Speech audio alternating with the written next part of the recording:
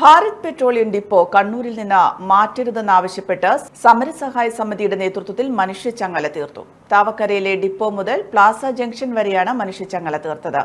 Thavakkara depot ഗേറ്റിന് സമീപം CPM ജില്ലാ സെക്രട്ടറി MV ജയരാജൻ ചങ്ങലയിലെ ആദ്യ കണ്ണിയായി.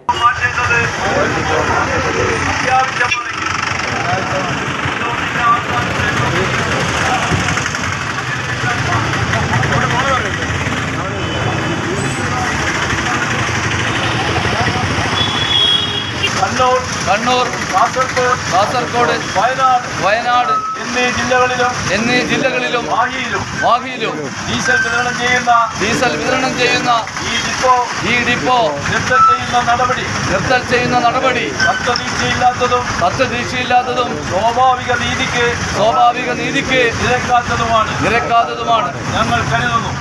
മനുഷ്യച്ചങ്ങലയ്ക്ക് ശേഷം നടന്ന പൊതുയോഗം MV ജയരാജൻ ഉദ്ഘാടനം ചെയ്തു.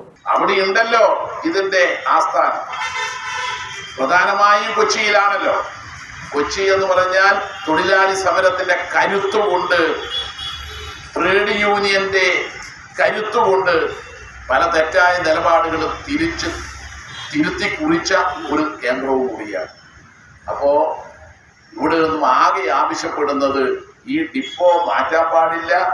ഡിപ്പോ മാറ്റുകയാണെങ്കിൽ പറ്റാവുന്ന മറ്റൊരു സ്ഥലത്ത് നിങ്ങൾ ഡിപ്പോ പ്രവർത്തനം ആരംഭിക്കണം. ഇനി അതുമല്ല എങ്കിൽ ഇവിടെ ജോലി ചെയ്യുന്നവർക്ക് സംരക്ഷണം ഉറപ്പാക്കണം.